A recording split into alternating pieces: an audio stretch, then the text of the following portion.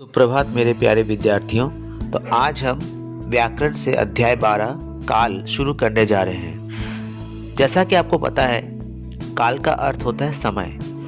काल से समय के बारे में पता चलता है। इसमें काम या तो हो चुका होता है या चल रहा होता है या फिर काम भविष्य में होगा, इसके बारे में हमें पता चलता है। काल के बदलने पर क्रिया का रूप भी बदल जाता है। जैसे कि यहाँ पे हम एक उदाहरण देख सकते हैं। उदाहरण के रूप में प्रीति पढ़ रही थी, प्रीति पढ़ रही है, प्रीति पढ़ेगी। पहले वाले वाक्य में क्रिया हो चुकी है, दूसरे वाले वाक्य में क्रिया चल रही है और तीसरे वाले वाक्य में क्रिया आने वाले समय में होगी। इससे हमें यह पता चलता है कि समय कभी नहीं रुकता है, वो हमेशा चलता रहता है। क्रिया के जिस रूप से उसके समय का बोध होता है उसे काल कहते हैं। इसके बाद हम काल के भेद देख लेते हैं। काल के 3 भेद होते हैं: भूतकाल, वर्तमान काल और भविष्य काल। भूतकाल: रीना झूला झूल रही थी, अभिषेक चॉकलेट खा रहा था।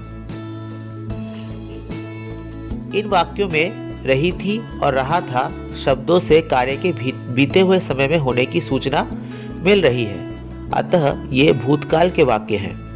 क्रिया के जिस रूप से उसके बीते हुए समय में होने की जानकारी मिले उसे भूतकाल कहते हैं। वर्तमान काल: बच्चे पार्क में खेल रहे हैं, माँ टीवी देख रही है। इन वाक्यों में रहे हैं तथा रही है शब्दों से कार्य के चल रहे समय की सूचना मिल रही है, अतः ये वर्तमान काल के हैं। इसकी परिभाषा इस प्रकार से है: क्रिया के जिस रूप से उसके चल रहे समय अर्थात वर्तमान में होने का पता चले उसे वर्तमान काल कहते हैं। अगला भेद है भविष्य काल। मैं शाम को साइकिल चलाऊंगा, हम कल ताजमहल देखने जाएंगे।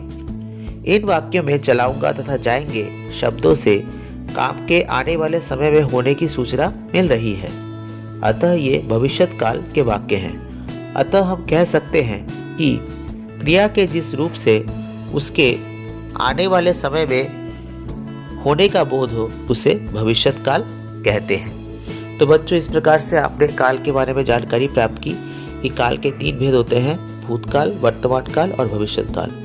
तो उदाहरणों की सहायता से आपने समझा कि किस प्रकार से क्रिया भूतकाल में होती है, वर्तमान में होती है और भविष्यत काल में होती है।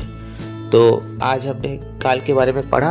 आप लोग भी अपने घर में इससे संबंधित कुछ वाक्य तैयार करने की कोशिश कीजिए और विषय को अच्छी तरह से 3 से 4 बार पढ़िए भी। तो आशा करता हूँ आप लोग सब स्वस्थ होंगे, सुरक्षित होंगे। तो सभी को बहुत बहुत धन्यवाद।